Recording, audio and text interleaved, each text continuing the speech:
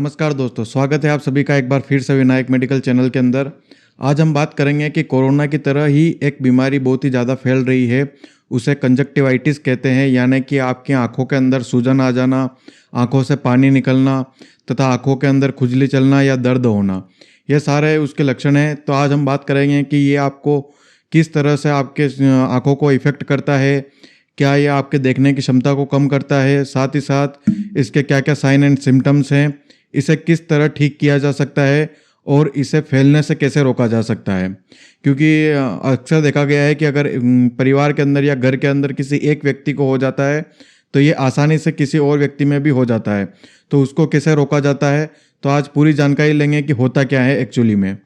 तो जैसा कि इसके नाम के अंदर ही आपको मीनिंग समझ में आ जाएगा, कंजक्टिवाइटिस यानी कि जो कंजक्टाइवा होती है, यानी कि अपने जो ये वाइट का लेंस दिख रहे है, इसके नीचे जो ये रेड कलर की लाइनिंग है, इसे कंजक्टाइवा कहते हैं। इसके अंदर अगर सूजन आ जाती है, आइटिस जिसके पीछे लग जाता है, उसका मतलब उसके अंदर सूजन आ गई है।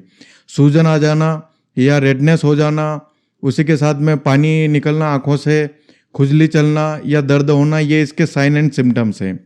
अब बात आती है कि कंजक्टिवाइटिस 3 तरह का होता है। तो पहला होता है बैक्टीरियल, दूसरा होता है वायरल और तीसरा होता है एलर्जिक। यानी कि ये 3 तरह का कंजक्टिवाइटिस होता है। पहला जो बैक्टीरिया के द्वारा होता है उसे बैक्टीरियल कंजक्टिवाइटिस कहते हैं। दूसरा वायरल के द्वारा होता है उसे वायरल कंजक्टिवाइटिस कहते हैं। और तीसरा एलर्जिक के द्वारा होता है उसे एलर्जिक कंजक्टिवाइटिस कहते हैं। तो ये 3 तरह के होते हैं और तीनों का ट्रीटमेंट अलग अलग है, तीनों को अलग अलग तरीके से ट्रीट किया जाता है। तो वन बाय वन हम तीनों के बारे में पता करेंगे। तो सबसे पहले बात करते हैं हम बैक्टीरियल कंजक्टिवाइटिस के बारे में। तो ये बैक्टीरिया के द्वारा फैलता है और इसके लिए बहुत सारी मेडिकेशन बनाई गई है और वो मेडिकेशन आई ड्रॉप के रूप में आपको मिल जाती है, जैसे कि सिप्रोफ्लोक्सेसिन, ऑफ्लोक्सेसिन, मोक्सीफ्लोक्सेसिन, गेटिफ्लोक्सेसिन या टोब्रामाइसिन, जेंटामाइसिन, इन सभी का आपको आई ड्रॉप मिल जाएंगे। क्लोरामफेनिकोल, तो ये सब एंटीबायोटिक है और एंटीबायोटिक कंजक्टिवाइटिस को ये बैक्टीरियल कंजक्टिवाइटिस को ये ट्रीट करती है। तो इन मेडिकेशन का आप उपयोग कर सकते हैं। दूसरा आता है वायरल कंजक्टिवाइटिस। तो वायरल कंजक्टिवाइटिस के लिए फ़िलहाल में मेडिकेशन बनाई गई है, लेकिन वो अगर हर्पिस जोस्टर आपके आंखों के अंदर हो जाए या कोई सीरियस फॉर्म हो जाए तो ही एंटीवायरल का मेडिकेशन का उपयोग किया जाता है। तीसरा आता है इसी के साथ में एलर्जिक कंजक्टिवाइटिस।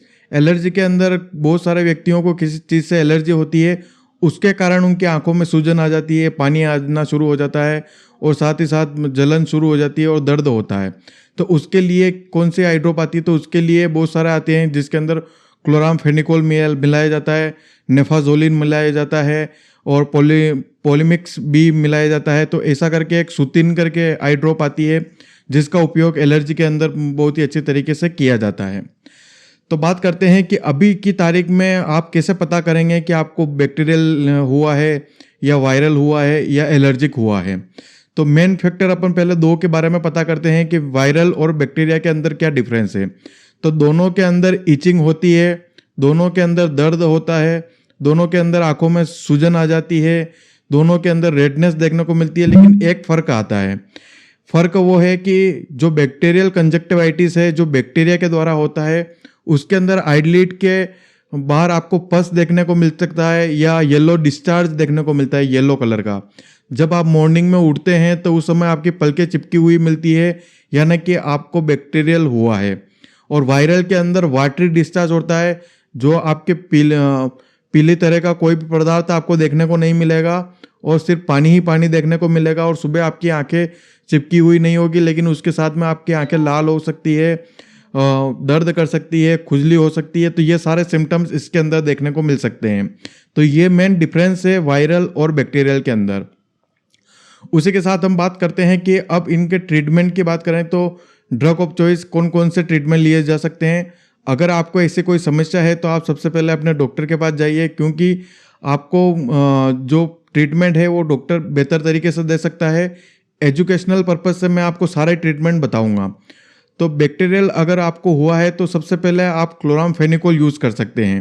क्लोरामफेनिकोल एक प्लेन एंटीबायोटिक है। अगर आपको दर्द जलन महसूस कुछ नहीं हो रहा, सिर्फ रेडनेस हो रही है तो आप क्लोरामफेनिकोल का यूज़ कीजिए। दूसरा ट्रीटमेंट आता है कि अगर आपको दर्द हो रहा है, आंखों के अंदर जलन भी हो रही है और उसी के साथ में आपको बैक्टीरियल हुआ है, पस का फॉर्मेशन आया है या येलो डिस्चार्ज हो रहा है, तो आप सबसे बेस्ट होती है मोक्सीफ्लोक्सासिन एंटीबायोटिक। उसी के साथ में कॉम्बिनेशन में केटोरोलेक करके एक कंटेंट आता है जो कि आपकी खुजली को कम करता है, आंखों के अंदर दर्द को कम करता है, तो आप इसका कॉम्बिनेशन उपयोग कर सकते हैं।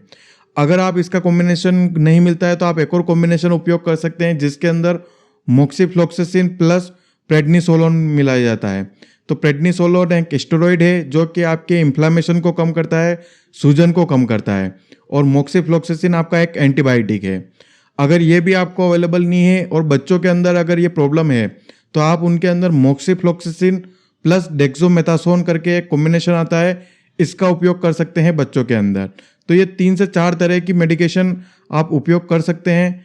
उसी के साथ में अगर आपको जलन और ये दूसरे साइन एंड सिम्टम्स ज़्यादा है तो आप मोक्सीफ्लोक्सासिन या प्रेडनिसोलोन वाली अगर आपने आई ड्रॉप यूज़ की है तो उसके बाद में आप सूतिन की आई ड्रॉप भी इसी के साथ में उपयोग में ला सकते हैं।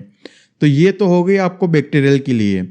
अब बात आती है कि अगर आपको किसी भी तरह का एलर्जिक कंजक्टिवाइटिस हुआ है तो उसके लिए क्या करेंगे, तो उसके लिए क्लोरामफेनिकोल का क्लोरफेनारामिन सीपीएम करके एक कंटेंट आता है जो कि एंटी एलर्जिक होता है।